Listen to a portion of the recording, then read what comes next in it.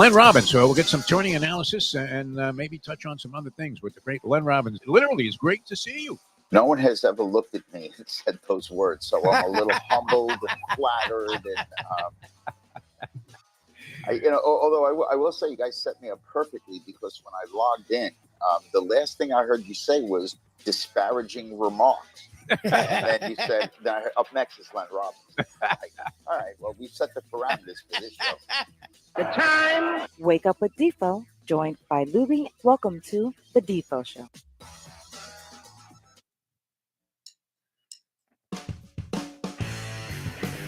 We just love the smell of point spreads in the morning. Good morning, everybody. Welcome to a Degenerate Friday edition of the Defo Show. Jeff DeForest, one Mike Lubie Lubitz, the man in black, is Mike Lubie Lubitz. And wow, we're going to party like it was 1999. Very interesting development last night. I couldn't help but go back and think. Sometimes an occurrence in sports, doesn't matter what the circumstances are, remind you of something that was far more relevant, more significant, more famous, and unlocks a whole treasure chest of memories and also brings up a lot of interesting questions. This happened last night, Mike Lubie Lubitz. I don't know if you caught the very end once again. We're talking about the Miami Heat. 6-game winning streak on the line. They're home against the Memphis Grizzlies. Grizzlies playing for playoff positioning. They're in the mix, not in the same category as the Heat, trying to figure out a way to get out of that 9 and 10 spot and maybe have a little bit more of an advantage as they go into the play-in part of the tournament. But the Grizzlies are battling for seeding and also battling for, I guess, the life of their new coach, who, in a strange move, you had a coach fired with a substantial upside record. We've seen that a couple of times in the NBA. Sometimes it's a sign that maybe there were underlying problems that we'd eventually find out about. I don't know if that's going to be the case here. But Memphis and Miami last night, and sure enough, we had Ja Morant, who had an outstanding ball game after a real ice cold. I mean, you're talking about a frozen tundra type of first half. I think he was 1 for 7, had a couple of points. I don't know if he had a couple of free throws, but it was really an insignificant first half on the part of Ja Morant.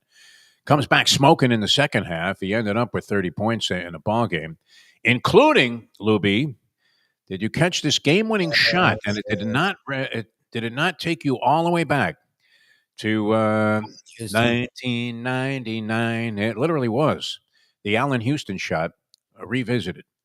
Less significant, and it brought to mind a lot of interesting things. Now, you were just a young tot there. 1999, what were you, 16 years old?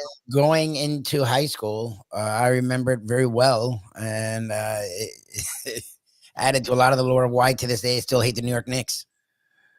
I was there. The Knicks-Heat rivalry was at that point. I mean, you would have to say it was a hotly contested rivalry. The interesting Pat Riley, of course, was the common thread there. He sends in the facts and resigns his position as the head coach of the New York Knicks, a franchise that he had done a lot of good for. Seemed to have them on the cusp of maybe making some kind of breakthrough. And, of course, for all the good he did, he was immediately despised and reviled by all of the New York Knicks fans who hated the fact that he didn't make that call. I don't know, Lubie, have you resigned many jobs in your lifetime? No. You're kind of steady, right? You hang in there no matter what hideous circumstances they impose on you. No. You're very good about that. Child, in high school to college, I quit lots of jobs. Oh, you did? Okay. I had a lot of stupid jobs. Like, I always had friends that got these good office jobs where they would make nice money and were consistent hours. And I always got stupid ass like mall jobs or service industry jobs. And like, unless you like have a family to feed, it's hard to keep a teenager working a job that's like, I worked at Sbarro's for like a month, where it was like me and a bunch of immigrant, honestly, that's just what they were. And it was like half the job, a calzone or something. Half the job was just cleaning we would start cleaning the place 2 hours before we closed. Like, yeah, wow. Yeah, I was not going to be there long. I worked at a shoe store. And again, I never dealt well with downtime. Like, that's what was always good about this is like, the time moved too fast where I was like, oh, like even when we did a 4-hour show, it was like, oh God, we have 20 minutes left. Like when you had to find things to do, it was like school, right? You always joke about, you look at the clock, oh, it's got to be 2 hours. It's been a minute and a half. Yeah. Like I hate those jobs. I worked at Publix was the same thing where it was like, okay, it's got to be 4 hours and it's been like 20 minutes. Like I just never do well with those jobs. And it's not that I can't keep myself busy. I don't want to find things to do. My job should be the thing to do. So like in high school and college, I moved on from a lot of jobs very, very quickly. I will admit, yes. Well, this always becomes, I guess, somewhat topical when people start screaming about, oh, can you believe the way this guy left Maryland? He left him high and dry. What a disgrace. I'm not sure there's a great way to leave a job like that. You know that these things are going to happen because once you get to the tournament, we see this coaching carousel. I don't know that it's been as significant as it was this year. I mean, we saw so many changes already and more to come because there are still some jobs out there that have yet to be filled. So somebody moves on from a smaller school, takes a bigger job, and then that job needs to be filled. And there's a scramble and a domino effect. And that's been very, very significant, the activity there on the coaching carousel. Is there a gracious way to leave a job, though? I guess there could be. The radio jobs I left, I always, and because of the circumstances, you usually had to already have cashed even a paycheck from somewhere else before you tell the people that you were gone. Mm-hmm. Just to assure that you got everything that was coming your way and maybe didn't have to exit in an ugly fashion. As I don't remember, did they escort you out by security? I wasn't out on the premises when we got canned there from 940. The last time, no. The last time I left on my own volition. The last time I had the program director crying tears of joy and sadness because I was leaving, which was my dream. Yeah. The first time, yes, a guy who was still a dear friend of our day. This day, Jerry Hester was forced to escort me out. We looked at each other like, okay. What is like, what am I going to do? A computer on your way out? Trash the place. Like that's one thing my parents have taught me is you never burn bridges. To this day, I'm still on good terms with everyone there, as much as how bitter I am for the way it ended so abruptly and stupidly. They don't know. Like and much to the benefit of the station, you would have to say. Yeah, we're doing way better off than they are. As well, whatever you say we're doing. At least we have some potential. Yeah, we have some upside potentially. There's always a chance you can score more viewers. But all right, so no great way to leave a job. So Pat Riley's on the hook there and is disparaged and despised by the New York people for the way he faxes in his resignation, comes to the Heat, turns the Heat into a winning franchise, a powerful force. They're the number one seed in the 1999 Eastern Conference playoffs, and they're taking on the number 8 seed, the Boston Celtics. I believe prior to that, it had only occurred once where the 8th seed had beaten the number 1 seed. I want to say, Lubie, and it's coming to me. I can visualize it. What was the first time that occurred? The Houston Rockets beating the Los Angeles Lakers. Remember now, these were only, at the time that the Heat lost to the Knicks in 1999, the first round was 3 out of 5, not 4 out of 7. Mm-hmm. They hadn't made that uniform yet. I want to say, I don't know. Is it possible? When I remember. Was it 2 out of 3 back then? I don't know that series, but I know Mr. No, when Dikembe Mutombo and the Denver Nuggets and AC took out the number 1 seeded Gary Payton and Sean Kemp Seattle Supersonics. That was the first time that was a good one. In my life, and I remember them talking about that being the first time. Now, it may have been how series were, but that was the first time until the Knicks did it to the Heat in a very annoying year. Exactly how this loss occurred last night. Allen Houston kind of ducks under a Heat defender, and then his shot was one of those. If you're a shooter, you know that you were way off on this, but it was short, hits the front rim, bounces up, hits the backboard, goes through. Now, this one with Ja Morant last night was so far off, it was offline. It was a horrible shot. And it was the Houston one was actually well defended. He just was a really good shooter. He made a good shot. Ja Morant, the whole defensive scheme was an atrocity. I don't understand how at all you left it where Ware had any chance to be one-on-one, a 19/20-year-old big who is athletic and a good defender, but he's not Bam. You have Bam and you have not Williams, the Mitchell. You have Mitchell, who's one of the best perimeter defenders in the league, and you have Bam, who is the best overall defender in the league by a lot. And both were defending Morant really well. That's why he struggled in the first half. And look, the Grizzlies, to give him credit, this new coach, whoever he is, he drew up a play that made both of them null and void and left them with a rookie 20-year-old big who was on skates. It's like, oh my God. Morant, that's why it was weird. I think that's why he was so off, because he was so open. He came back, the dude did the thing where if it wasn't a game winner, they would have focused on Ware falling down, where literally fell down and left Morant wide open from 9 feet to the point where he bricked it and it just freaking bounced 12 times and went in. Side of the rim from straight away. Hits the side of the rim straight away. Hits the backboard and has just enough English on it to kind of rattle around for a while. It looked like one of those golf shots where it's circling the hole there and finally drops and it goes through. And the Grizz end up snapping the Heat's 6-game winning streak. But you know what the final was in that 1999 game with the Allen Houston shot? This shows you, how many light years away is the NBA. We're talking about 26 years ago. And the final in that game, Allen Houston's shot made it Knicks 78, Heat 77. Think about that. I was like, wasn't it 80s? But it wasn't even 80s. Not even 80s. Not even 90s. Oh, my God. Knicks 70. Imagine watching this drudgery and thinking it was good basketball. And we did. We were wrapped up in it. We got into it. I was in middle school going into high school, and we had work because I had friends that were Knicks fans, and then there was a bunch of us that were Heat fans, and we would like write on our backpack, and we would fight, screw the Knicks, they suck our, and we were like, screw Ewing, we got Zoe, and it was like, oh my God, that was so annoying. The brawl year, and every year we played the freaking Knicks, and every year they would take us out. They always come up with something. And that team was the best team. It was annoying because the Heat were going to roll through the East, and they would have had a really good chance. What was it? Did they play the Spurs? They would have a really good chance with the Spurs because they would have matched up really well with the Spurs. But the one team that you were like, just don't play damn, it's the Knicks. Like, the Knicks had their numbers so bad, and it was like, we were so close, and like the shot went up, it's like, oh, he bricked it, and then it's like, oh my God. Like, to this day, like, how different is the game, though? I mean, we had, was it Ian Thompson, the gentleman that we had on, NBA writer, a couple of weeks ago on our conversation show on Bleacher Brothers, and we asked him, we were trying to get one of those, goofy sound bites that definitely are useful, especially in the way that the media is presented today, where you have a clip that's 20 seconds and a guy comes out and he says, you know what? There's no way Jordan could have beaten LeBron James one-on-one. They ignore the whole comment. Everything else is irrelevant except for that. If you were able to extract that from somebody, then you considered that you hit a home run. I posed one of those questions to the guy and asked him about if it was.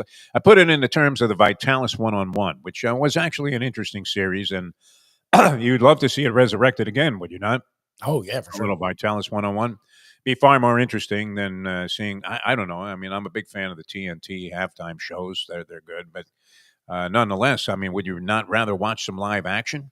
Oh, yeah. And if you knew that you were going to see, say, LeBron James against Anthony Edwards in a one-on-one matchup, two current players, and they were battling for the Vitalis championship, you might watch that, right? I've mentioned this many, many times. Lubie, it astonished me that Bob McAdoo was still sensitive about the fact that he lost in the Vitalis one-on-one, the championship, to Jeff Petrie, the guard from the Portland Trailblazers. And I was just kidding around. You know me, Lubie. I'm always trying to figure, hey, what's a way into an interview where you can not necessarily ingratiate yourself to the person, but kind of let them know that, hey, I'm a fan and I followed your career. So I mentioned this to McAdoo, and he looked at me like he was ready to punch me. He says, don't ever bring that up again. What are you talking about? It was a Vitalis one-on-one, for God's sake. Probably $500 to the winner, $250 to the loser. Anything in that day, yeah, exactly. Still sensitive about it. But, we brought up the thing, and Thompson's answer was whether Jordan or LeBron would be his choice. And it was interesting because he said, well, it depends on what rules they're playing by. Yep. So how are these games possibly officiated where everybody didn't foul out in a 78-77 game? It's inconceivable that you could suppress NBA players across 48 minutes to score no more than 78 points, and they're the guys that are on the winning team. What did they do, Lubie? I mean, we know in the NFL they liberalized the rules and it made it almost impossible for a defensive back, although when you look at it, when you watch almost any play, any level of football, say college and above, NFL, college football, are defensive backs not constantly grabbing guys? Always. I mean, their hands are always all over them. When you see the call made and where it becomes obvious at the end when the ball's in the air and the guy starts stumbling around, this is happening on virtually every play. This was something they tried to legislate out of the game. But you're asking yourself, well, why would defensive backs? I understand maybe Certainly, you don't want to get burned on a pass play, but when you're right there with the guy, why wouldn't you just turn around and try to pick the ball off instead of grabbing a guy? No, I mean, at that point, you I never shouldn't. understood that. Yeah.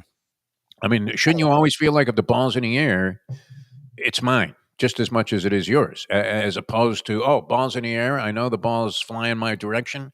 Why would I turn around and try to make a play on the ball when I can just tackle the guy and then get a flag for a 33-yard penalty? That's good coaching. But the standards of today, has the officiating been liberalized that much? Where, I mean, you can get away with pretty much anything. You're, Oh, you're no, seeing games no. in the 140s and 150s. For It's the opposite. No, it's the opposite. Like that's it was before officiated looser, and that's why scores were low because guys were beating the crap out of each other. Now it's officiated tighter, and that's why guys get away with murder on the offensive side of the ball now, and that's what they wanted. They wanted, again, it's interesting you say, because I remember you loving this new era, especially the beginning with the Warriors, and making fun of that era, and I would give you credit, but in my head I would be like, in that time I loved it. I didn't know it was horrendous basketball. Like, horrendous. I mean, awful. Everybody, because you never knew when they would score, so every possession it was like a hockey game or a baseball game, because you're like, it wasn't guaranteed they would score every possession. They would go long droughts. Instead of having everyone has a run every 3 minutes, the one run might be the only run of the goddamn game. Like, so you were on the edge of your seat, not realizing that this is horrendous what you're watching. Like, so they did the opposite. What they did was get rid of hand checking, get rid of a lot of the stuff. So if defenders do it, they get in foul trouble. So now they don't want to do it. So it gives a lot more room to work for the offensive players.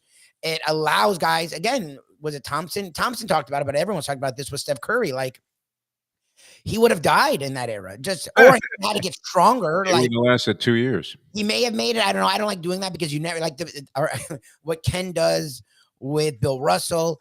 I would think Bill Russell would have worked on his shot more, and Bill Russell would have gotten stronger and maybe even been taller, because maybe if he had taken growth hormone, like, so I don't know what Russell would have been in this era. I like that you have Bill Russell on HGH now. Well, no, because like Ken always says, yes, the way he played, he was highly overrated. It was really, he was a cog in a system more than this great winner. Like, when you look at his stats, they're sad. For as big as he was against who he played, his stats offensively were well, average. he was 6'9", and he was constantly going against Wilt. And you played Wilt and Bellamy more often, those kind of players that were 7 feet and massively strong. Well, and again, also, like I said with Anthony Davis, again, when you have 4 Hall of Famers on your team, just play your role. And that was what was great about Red Auerbach, right? And we saw with the Patriots, again, the great coaches are able to get great players to just play the role.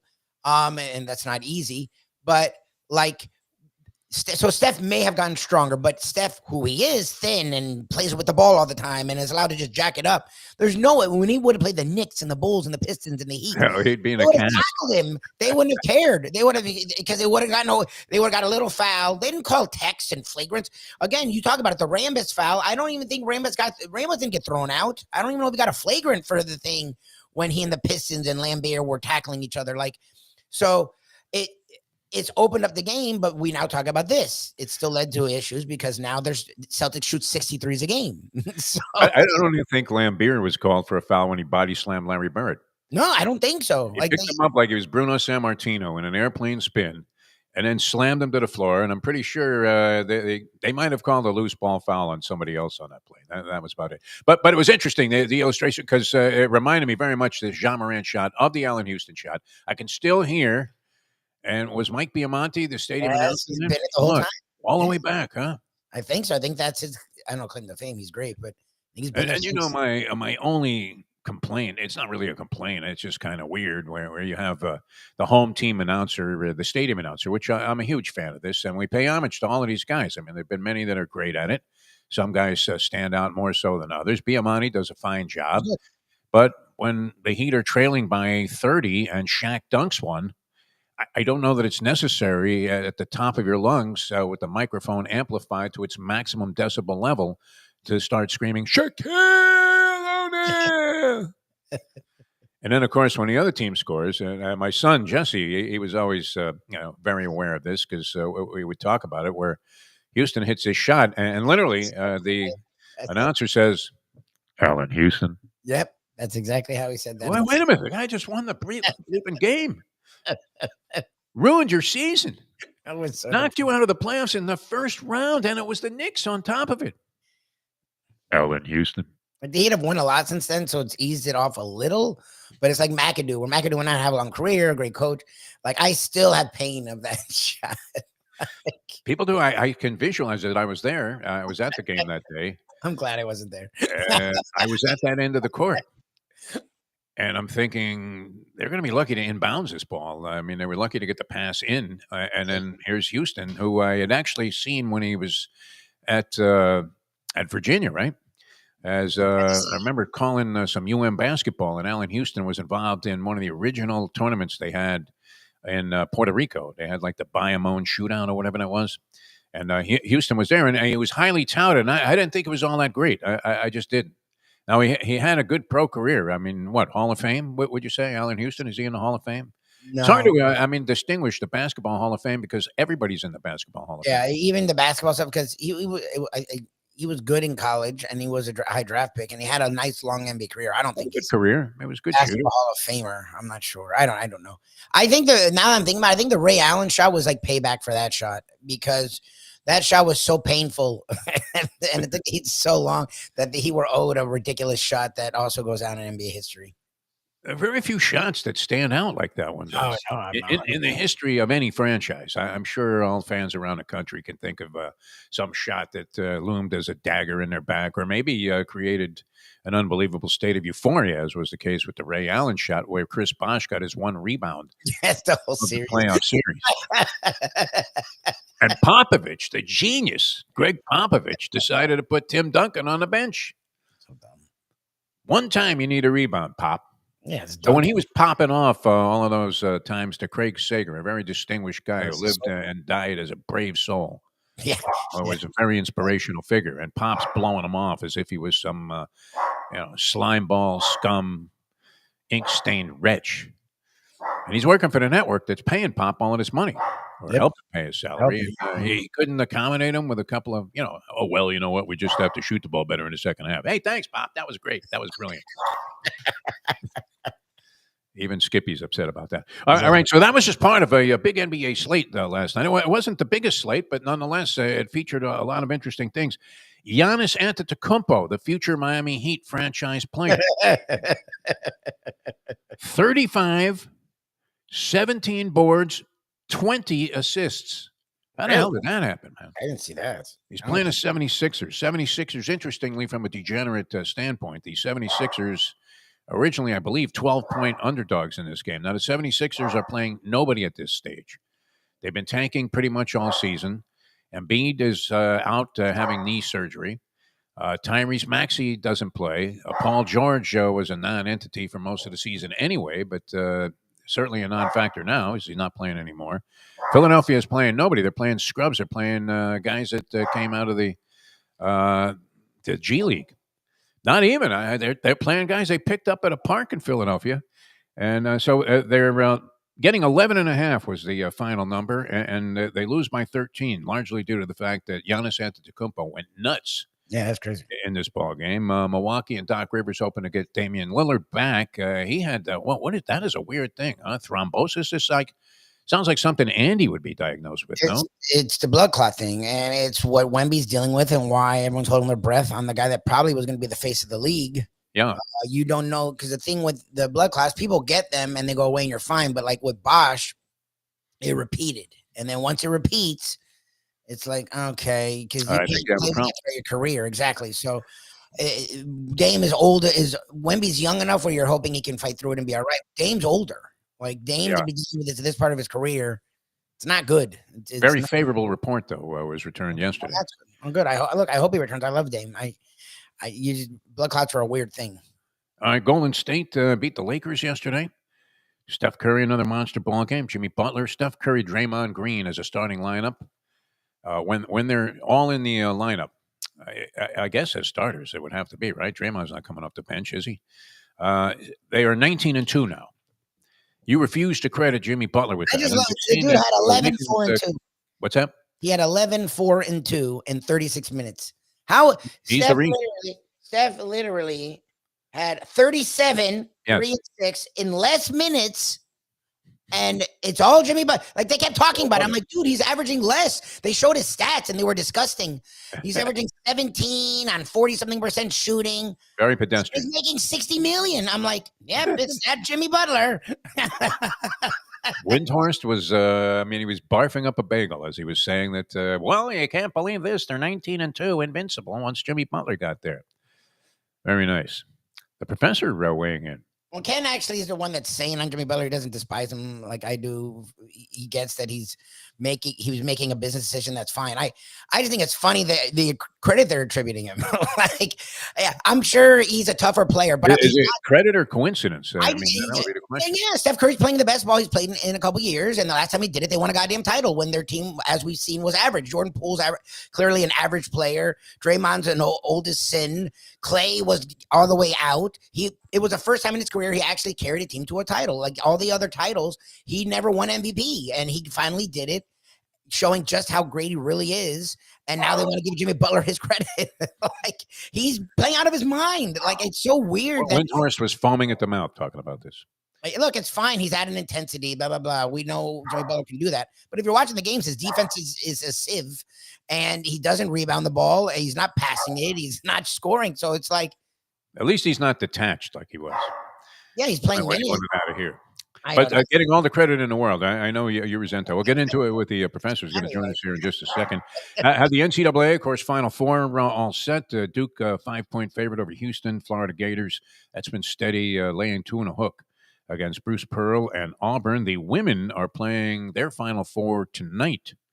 Lubie, do you want to schlep over to Tampa and catch the games? Maybe we can scalp some tickets. I wouldn't think about it, but if there was like a Caitlin Clark-esque player, I could see Sarney doing it. Wouldn't be able to get in. How is our good friend Jim Sarney not on his way over there? He should be in a car right now. UConn and UCLA was the number 1 overall seed in the tournament, were they not? I want to say they had that distinction of the 4 seeds that were number 1, and UConn was only a 2 seed in this thing. Yet they're favored by 8.5 over UCLA. Am I missing something there? I don't know. Is UCLA minus like a Juju Watkins type? I don't know if they even have one. UConn, you're talking about UConn, right? UConn is, come on. You're the one that has been calling them your... No, they looked like a real... and Beckers is playing like the player she was a couple years ago when she was like a freshman phenom, and because Caitlin Clark stole her thunder the last couple of years, people sort of forgot just how good she was.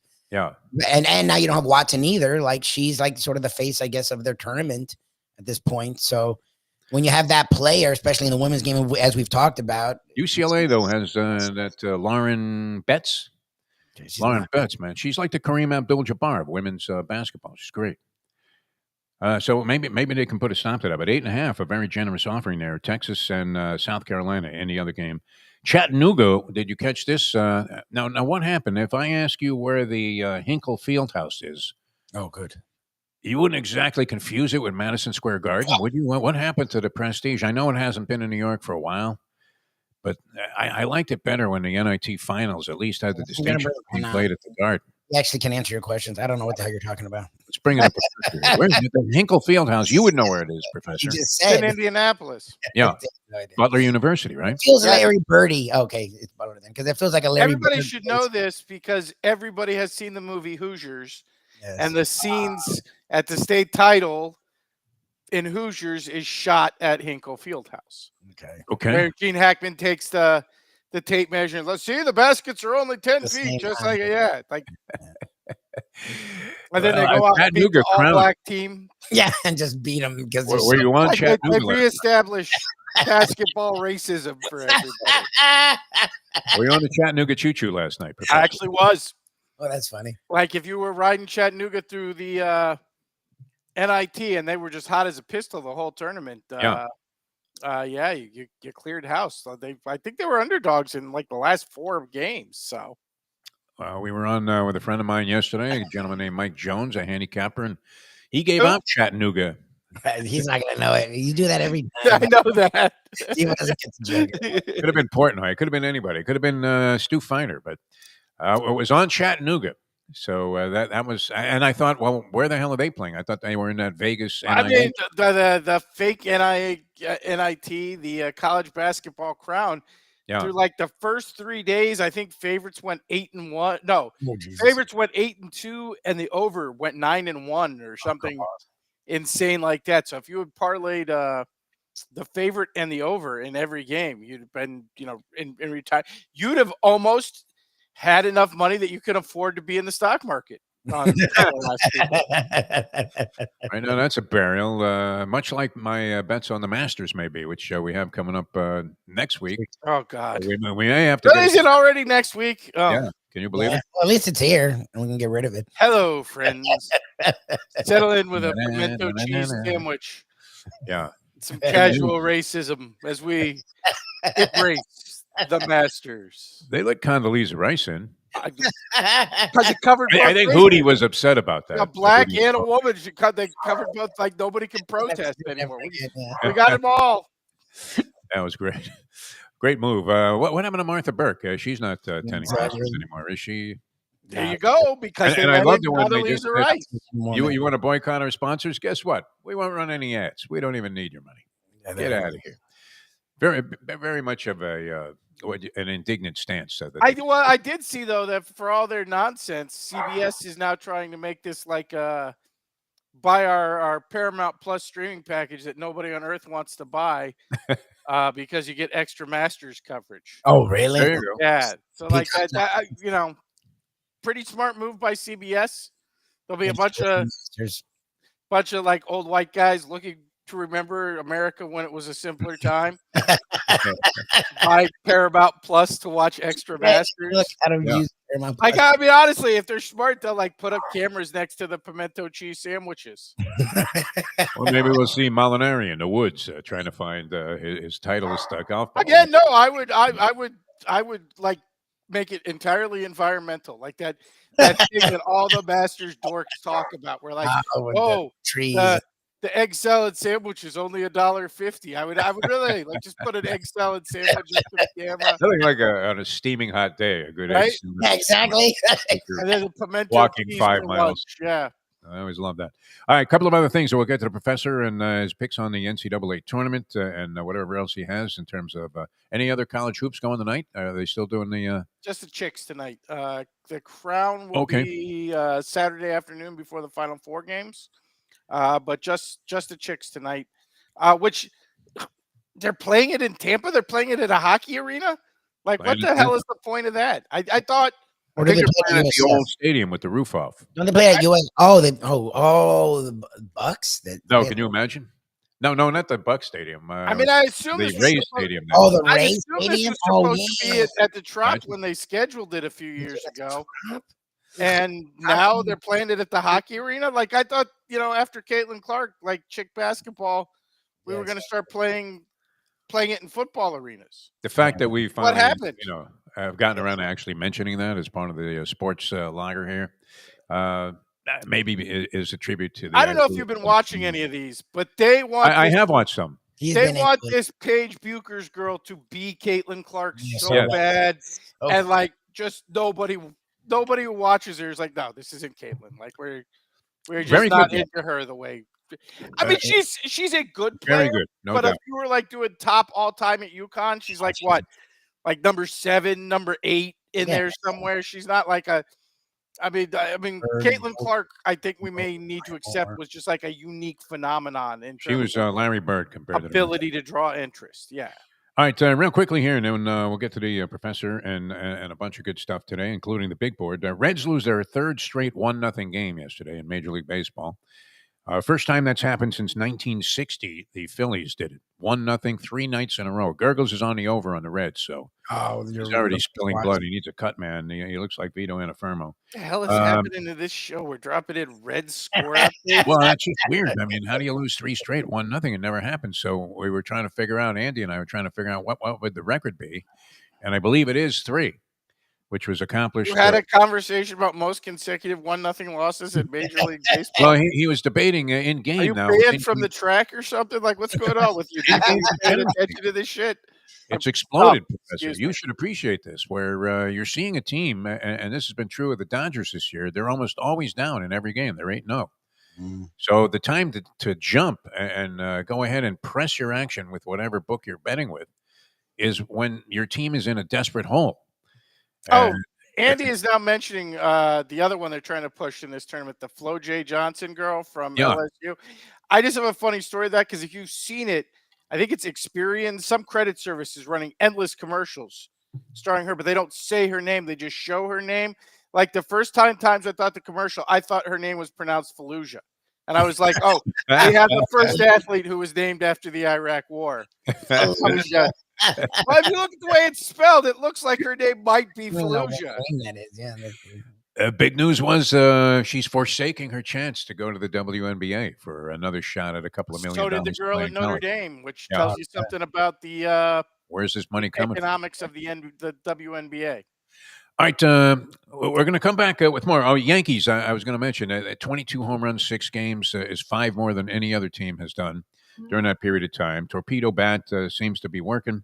Jazz Chisholm already off the mark with 4, 1 behind Aaron Judge. So something to watch there as the Yanks are, 4-2 so far in the season, but knocking the crap out of the ball. Why aren't more other players using the torpedo bat, would you think? Wouldn't everybody? I mean, even Sammy Sosa, if he came back, would have one instead of I think they're all going to be using it at some point. Because it's because of the name. Really? Yeah, that could be. Because honestly, torpedo bat sounds like something you'd find at like a gay sex shop, not a baseball field. Yeah, the torpedo bat. A Sally Fitz type It's of thing. It's a terrible name, yes. It really is. All right, we're going to come back with the professor. We'll have a big board. We'll get his selections on the Final Four college basketball games coming up on Saturday with Houston and Duke. And, of course, Auburn and Florida going after each other. We'll be back with more in a moment. Now that. The time. It's 8:37. Hey, folks, Tony Segreto here. Let me ask you a question. What do you look for when you go out to eat? Good food, obviously, friendly atmosphere, not too loud, but good energy, reasonable prices, and a place where you feel comfortable. All those ingredients, no pun meant there, are hard to find unless you're talking about the Texas Roadhouse. You see, they encompass all of those attributes. Really, really good food, amazing atmosphere, good for a family, good for a date, or just a night out for yourself, and prices that will make you extremely happy. Their ribs unmatched, steaks hand-cut every day. Everything, and I mean everything, is made on site, including their incredible bread. It's the one day, folks, that you can forget about low-carb diets. Trust me when I tell you, Texas Roadhouse, your restaurant, your destination when you say, where should we go and eat tonight? From the newly renovated sports bar to the beautiful bayside views captured at the Tiki Bar, Jimmy Johnson's Big Chill has it all. Located at mile marker 104, the Big Chill also offers waterfront dining while experiencing breathtaking sunset views of the Florida Keys. It's simply the hottest spot in the Keys to cool off. That's Jimmy Johnson's Big Chill at mile marker 104 in Key Largo. For more information, call today at 305-453-90. We welcome to the show the great Len Robbins to the program. Len, how are you, my friend? I'm doing well. How are you guys? The world, I mean, if my point was ever going to be embellished and going to be proven true, the world has gotten me sugar now. Grab a bagel and a schmear, plus some Defo and Lubie. Welcome back to the Defo Show. It's about Len Robbins to drop by for a quick greeting. An edited drop. Did we have to bleep out a drop there? No, it was titled wrong. I didn't want to play it. Oh. Robbins isn't here. I don't want people to get confused. Stuff happens. All right. We have the professor here. Let's get to it, Professor, because we want to leave ample time for the big board and the various extrapolations there. So let's start right out. Which game is going to be contested first? Is it Duke Houston or Florida Auburn? Florida Auburn. Florida Auburn up first. So let's start there. -2.5. Florida Gators. Should we start there? Because I think, you were just riffing on, weird baseball stuff. And I think the bet of the century, you should be punching in right now, which is stock market down, what was it, 1,400, 1,450 yesterday, another 1,100 in overnight. The S&P down another 300 in the overnights. You should be betting in Nick Castellanos' home run. I mean, because the man who hits home home run every time there's a global disaster, Oh, really? is coming to the plate tonight on Oh. what could be another Black Friday here. Oh, geez. I don't even know what it's priced at, but if you are a prop guy, like, you should be all over. And for those who are unaware, his first home run of all time was in the minor leagues. It was the night we killed Osama bin Laden. He hit a home run the day that the submarine that went down the Titanic exploded. Oh, really? He hit a home run the night Vince Scully died. Really he hit a home run the day Trump got shot. They hit a home run. The day Biden withdrew from the election, he hit a home run. Like the day the Queen died, he hit a home run. Like every time there's like this huge international disastrous story, Nick Castellanos hits a home run. So I would be all over Nick Castellanos to hit a home run against the Dodgers tonight. Andy, man, that's for you. Very, very popular. As the markets are into free fall. This home run prop bet. Oh my God, people have gone insane with it.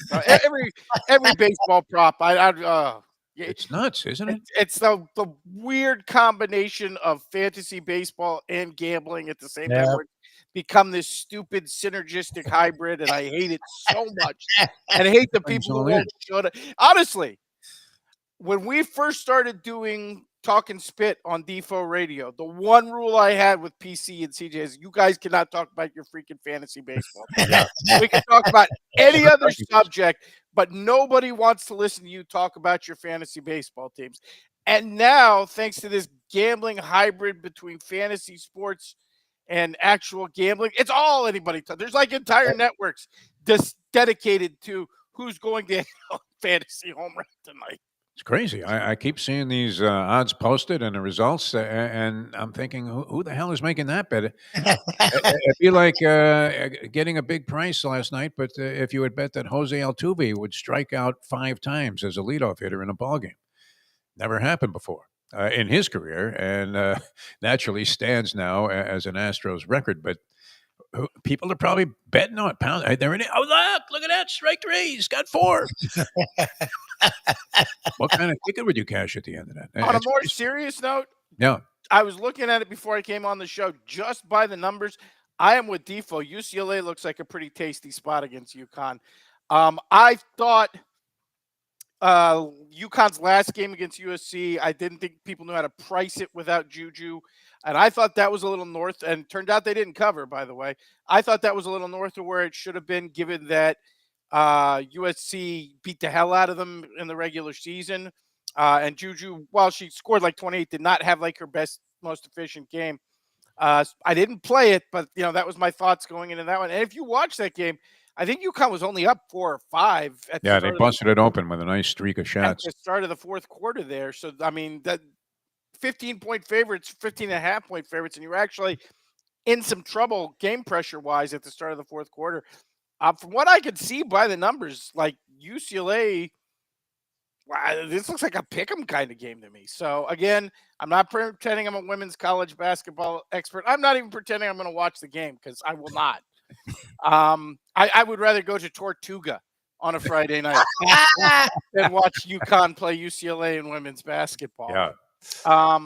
But by the numbers, that looks like a pretty good spot to me. Okay. I'm sort of with you. A little mystified when I saw that line. It was, wait a minute, this was a team that everybody deemed to be number one. They were number one in the rankings for a good portion of the season. UConn's rolling and playing good basketball, but it looked hot to me coming in. But 8.5 is a lot of points there to lay with the number one overall team. All right, Florida. Let's get to it. Florida and Auburn. Well, where are we going with that one, Professor?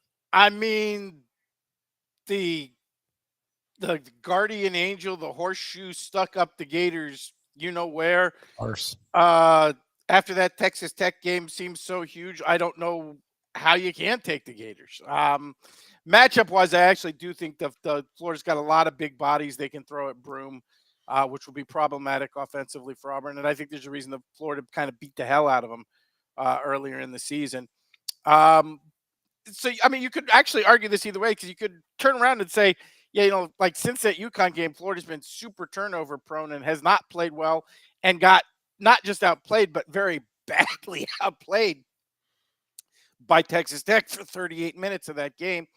and got, the miracle finish to come through. Or you can take the Gators seem just to have that whole team of destiny vibe about them. I unfortunately am taking the latter, and it does seem to me that the Gators do have a bit of destiny about them headed into this one. And it seems like, if we're going to be honest, every time Florida looks like the team to beat coming into the NCAA tournament, they actually do sort of get the job done. If you go back to the Horford Noah years, I didn't like the way Auburn particularly looked against Sparty.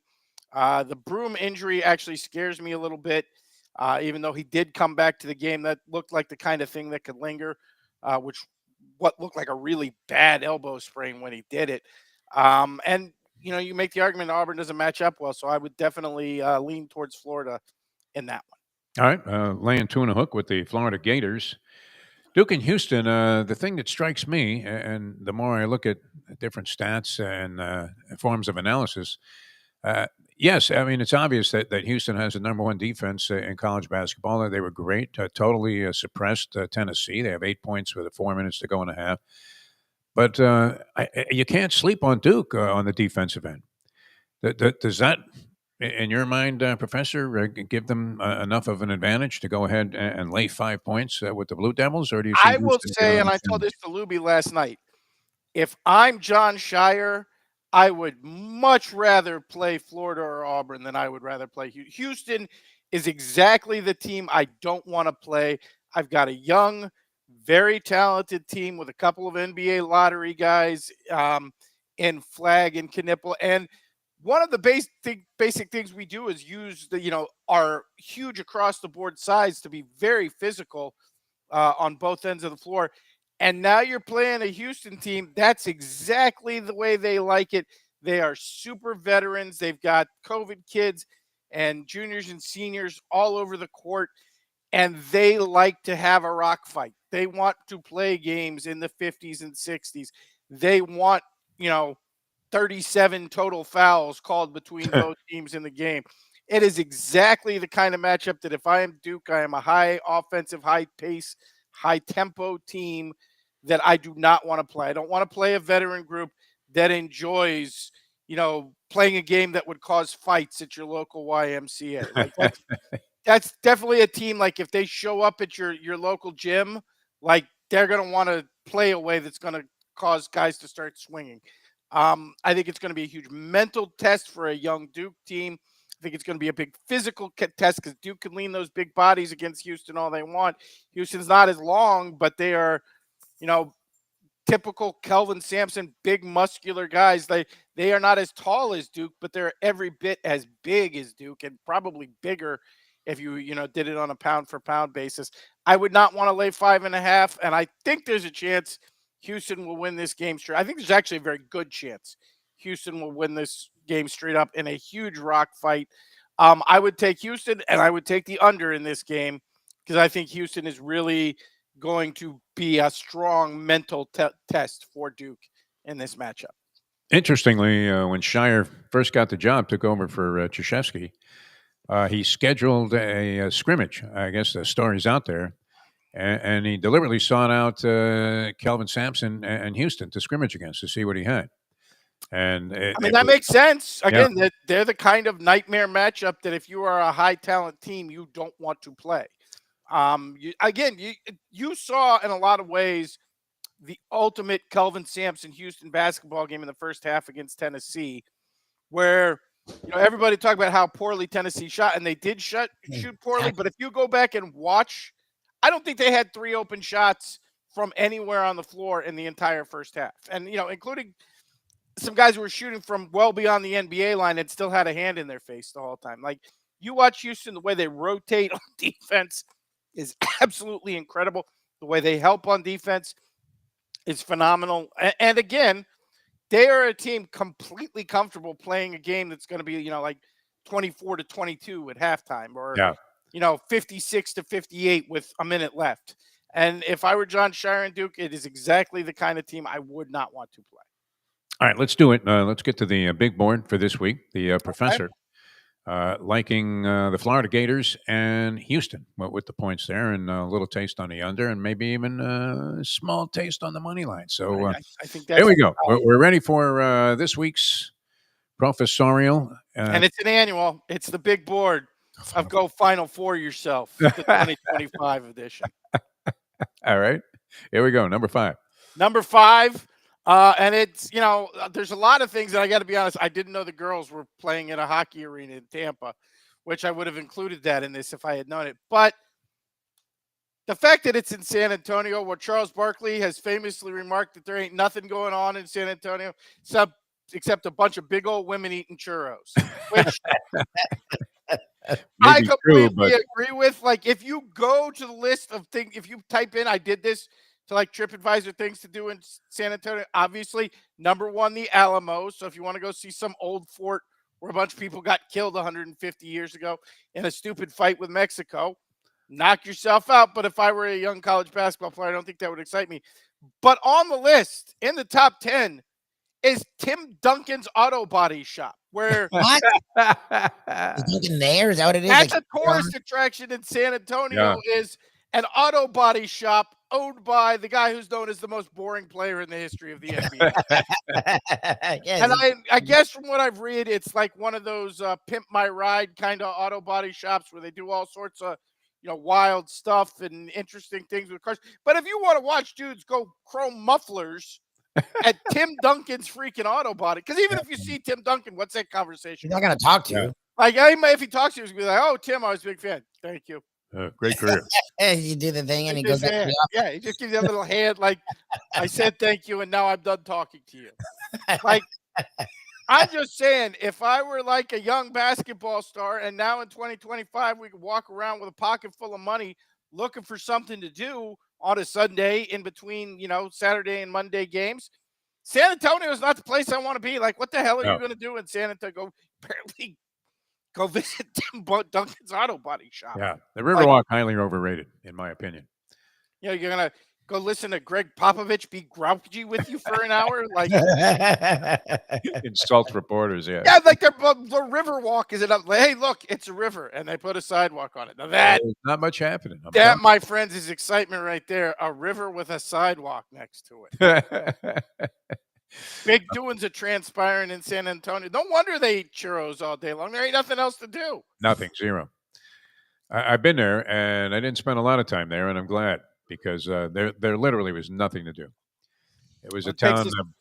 Indianapolis looked like Disney World to a kid. Yeah, that's honestly, it's not like the NCAA for Final Fours goes to a lot of exciting cities. Yeah. I mean, just remember, like the first 20 of them were all in Kansas City, which is not exactly, fun place USA. They've done it in Indianapolis a lot, but San Antonio somehow managed to be the worst of all possible locations. No reason to go there. There are people that claim, including my former neighbor, the great late Jim McKinley, who, of course, was a coach in the USFL and then went on to great heights as an entrepreneurial type and successful businessman. But he claimed that was his favorite city to visit. And I always found that strange about him. There was a one consistency with what otherwise was a remarkable. And I like the couple times I met him, I really liked Jim. Yeah. And yes, he did have a football background, but what else did he do? He sold insurance. So if you're an insurance salesman, San Antonio might seem exciting to you. Yeah. Like, look at that river. Let's go over to Tim Duncan's Auto Body Shop. You pull in there, and there literally is an advertisement for a Mexican restaurant, and their slogan is burritos the size of your head. Big old women. And you're thinking you're going to grab a guy like Jason Cole, now of the 33rd team. I guess people haven't really, they wouldn't recognize that because we haven't had them on video, Lubie. But yeah, I mean, that the place would go out of business if they were measuring it against the size of his head. All right, that's number 5. That's true. All right, that takes us to number 4, which is, oh man, it's time for the COVID kids to go away. For those who are wondering, this is a picture of Auburn and Florida facing off earlier in the year. Auburn with their average age of 23.5 years. That's where they're starting 5. Florida at just over 22. I think it's 22.2 years. Like, I'm sorry. I know, yes, COVID ruined your 1 year of college basketball. It's time for you guys to move on to Turkey, where you belong. Yeah, go somewhere. Most of you should be playing in that Korean league I was betting on or the Taiwanese league I was betting on during COVID. You're playing for Taiwan Beer and the Fighting Pandas. Like, you should not be in college. And this is really what has ruined this tournament for everybody complaining about NIL and the portal and upsets and all that. Yeah, it's not NIL. 7 years in college. Yeah, it's that every team that's going far, except for Duke, is older than the freaking Oklahoma City Thunder. No wonder they're good. They've been playing together for 8 years. And the only team that's young in this is Duke, who led, of course, by Knipple and Cooper Flagg. And let's be honest, like any time during the last 40 years, Knipple and Cooper Flagg were going to Duke. I mean, you look at those two, and like their DNA probably has little Blue Devil heads floating around. Like, let them get paid. Don't let them get paid. Transfer portal. Those were Duke kids all along. It looks like Dr. Jerry and me going out to play the Alzheimer's Cup. Again, no, this is Clayton and Broom from Florida and Auburn going at each other earlier in the year. Caesars. All right, that's number 4. Number 3. Number 3, and this is why I really am down on the Final Four this year in particular, but overall, let's be honest, it's the last good weekend of the football season. All these putzes walking around telling me about single game parlays in baseball and who's going to hit a home run and will there be a no run first inning and how many strikeouts is so and so going to have. I don't care. Like how many total outs is another one they're talking about with pitchers. Total like, outs? He's going to have 15 total outs. Strikes outs. Oh my God. He's going to have 18 total outs. Like, who the hell cares? Oh my God. Baseball is so terrible at this point. Like, I can't imagine who's watching it. Like, honestly, I know it's been exclusively for old white guys for like 5 years now, but it's so much worse.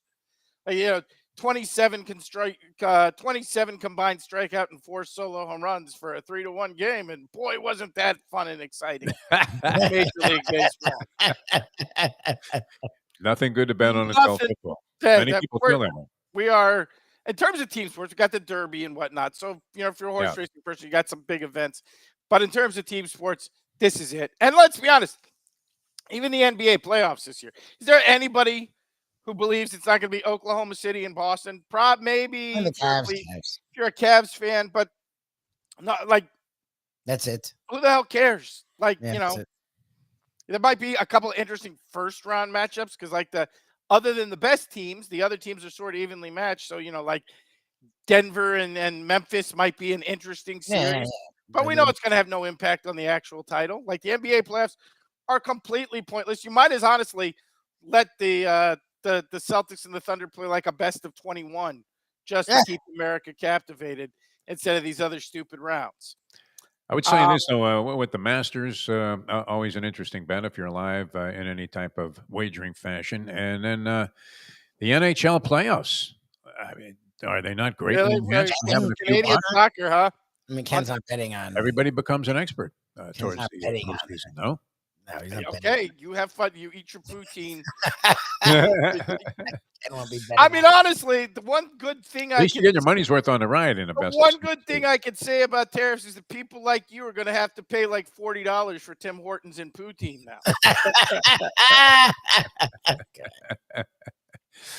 It's going to be painful. Well, we know that. So hopefully we can cash a couple of. I used to like the 3-team. You know me on my 3-team parlay where you win 2 out of 3 and lose in tragic fashion in the bottom of the 9th inning, and you're showing people you're losing tickets and they have no interest in hearing about your fetching and moaning about how unlucky you are. But I mean that would give you an evening's entertainment anyway, especially if you were live after the first 2 legs and had like a late night game and. You're sitting in the sports book, and the only other thing that's being offered is the last race at Balmoral. You feel pretty good about the baseball parlay. It makes it exciting. Okay. All right. Recommending, a different path there. I know you're like doing a gambling everyday show, so you got to make stuff up now. But you enjoy your player prop parlays. I'm betting the home run thing with Castellanos today. Maintaining my nobody cares about your fantasy baseball stats argument. And I have no interest in your home run prop and your combined with no run first inning combined with how many outs is Paul Skeens going to record. I don't care. That no runs in the first You know inning. why? Because I'd actually have to watch baseball. Yeah, you have to watch it. And I have no desire But you only to have to watch the first inning and hope for a quick shutout by both teams. I would say or a run. Okay, I will bet you $1 that you can't watch the first inning of every Marlins game for the next week without killing yourself.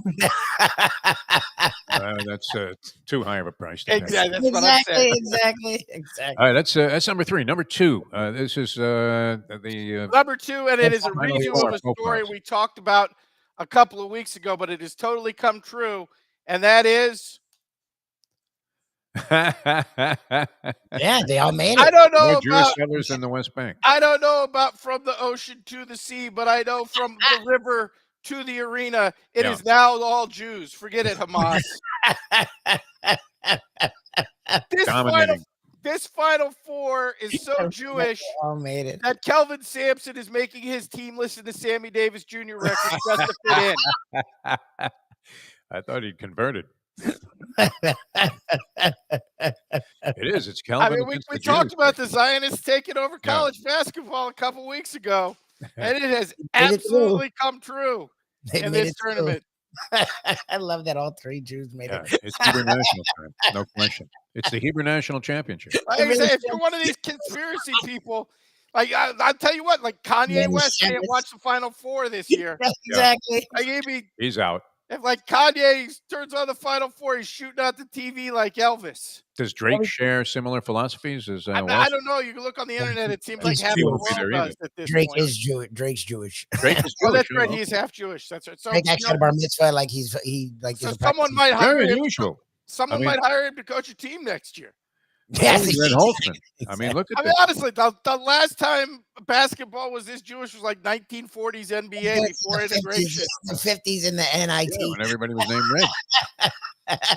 Was Jimmy Boeheim Jewish? I don't remember him. No. How is Manischewitz not the title sponsor of the? How does Hebrew National not drop an ad in there? At least Final Four brought to you by Lender's Bagels.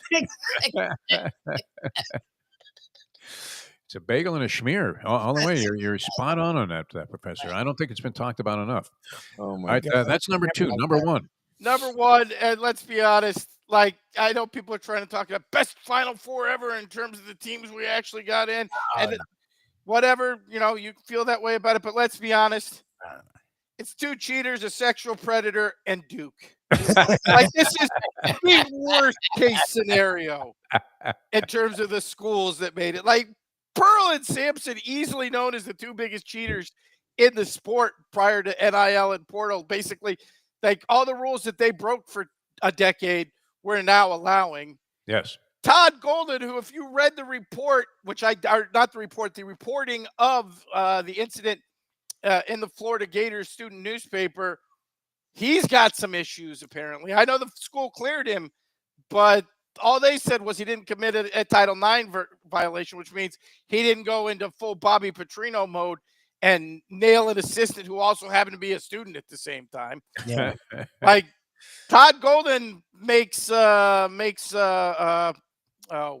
Kiffin look like a dude who's got some normal practices when it comes to young women. And Duke, and not just Duke, Cooper Flagg Duke. Like this is the most hateable group of teams. I mean, we've had number 1s before, but it was like it was Memphis with Derrick Rose. Yeah, the Kansas team everybody wanted to see. And he had villains because it was a Tyler Hansbrough, North Carolina team, easy to hate. Yes. But like this, everybody's just ultimately hateable. Like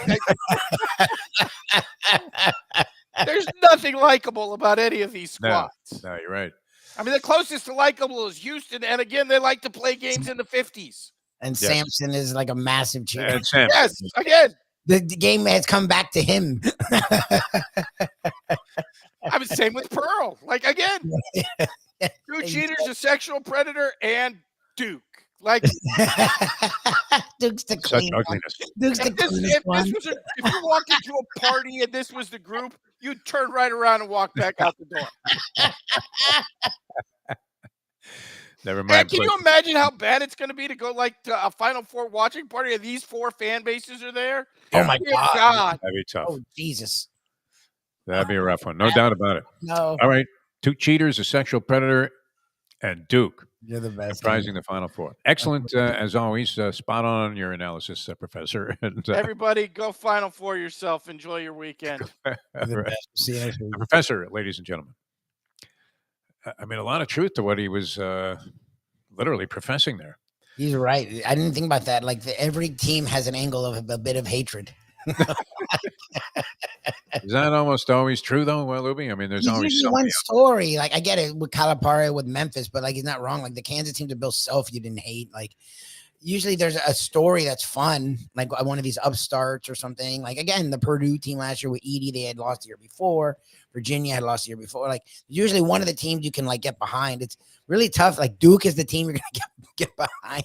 I've despised them throughout. Exactly, like my viewing presence. They all like Golden was literally looked into this year. It was like January of this year when he got off of the thing, and we really don't know how or why. That was interesting, right? That was like when a guy's up on some kind of serious criminal charges, and then all of a sudden the judge's mic goes dead, and the gavel comes down, and he's charged with jaywalking and put on 30 days probation. Okay. What happened here? What happened to the proceeding? I mean, Pearl and Sampson, their whole careers, wherever they've gone, have had issues and been popped. They just lucky that the sport is like, yeah, screw it. Just everyone cheat now. well, that's kind of an interesting situation because I don't know. I was trying to think of an example where it occurred in my life, but I know that it has, where you were doing something that was not within the tenets of the rules or whatever, but then it became accepted later on. Weed. I mean, weed's the thing that pops in my mind. Okay. Yeah, you could say that for sure. Even in my, not even your days, but in my time, because your days, it may have been whatever about it because they didn't really know how bad it was. Like in my days, like if they just smelled it on you, they'd give you crap to the point where now we've seen it. You just walk around. You were subjected to a minimum mandatory. Oh, the cop takes the joint from you and joins in. Like, yeah. Like you're in a cell next to Mercury Morris back in the day with Alan Morphonius Gable, the hanging judge, saying, I have no choice here. I hate to do this, but 15 years. Yep. Now you have no choice. Hamina. You go Ralph Crampton on that one at the sentencing hearing. But it used to be highly punitive. You're right. And the rules have come around to literally when we were in San Francisco there for that Super Bowl, we're asking directions and we're trying to conceal the fact that we had a couple of joints on us and the cops are passing a joint. Yes. The cops themselves are super. It's like, you think they can smell this? Like, no, not over theirs. No, theirs was much stronger. I think they got it from Humboldt County, which is right nearby. All right, we have to get out of here. Thanks so much for joining us here. Good luck with your plays. Yes. And I'm probably... I know I'm leaning towards being completely and dead wrong, Lubie, which is not unusual. And Ken agreed with you, right? And you have your theory with the Pony Man, so that's at least a positive. Yeah, I don't know why I like Auburn over Florida for some reason. Yeah, I don't agree with he's not even doing it from a basketball standpoint, and I get it, like the luck of the Irish thing, but those teams, like we've talked about, usually meet their maker. I think Auburn's playing at a better level than them right now, and I get it. They've Auburn looked good to me in that last game. I don't know. You didn't like their performance against Michigan State.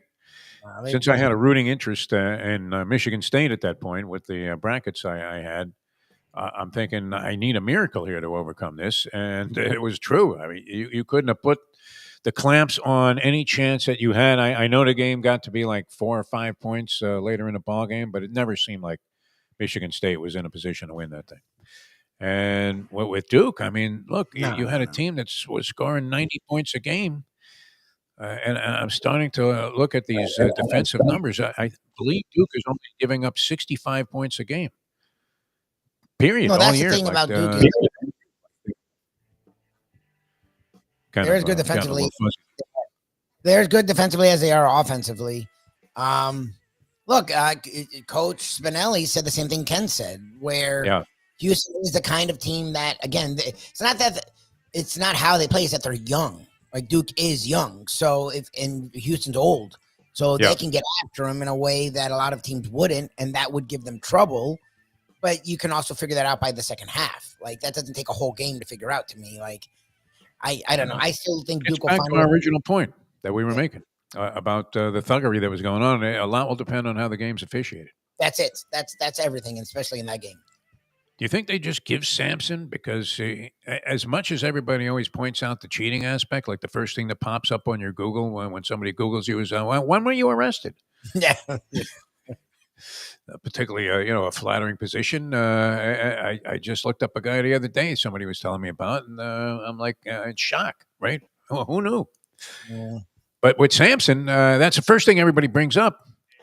But at the same time, the fact that he's there again is maybe telling of the whole idea that it's so menacing to have somebody following you every step that you take on the court.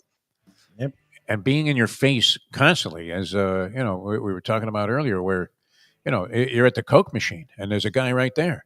I hate it. So yeah, I'm hoping that works out. The professor liking the points there; they do seem to be worth a shot because it's going to be a low-scoring game. You would have to think, no? Yeah. Lubie, so to win by 5.5, not an easy assignment. So they'll probably win by 30. But yeah, Duke's defense kind of gets overlooked in that conversation, doesn't it? Where everybody's pointing to Samson and the defense of the Houston Cougars, and they don't realize. I think Duke was number 4 in terms of points allowed during the season.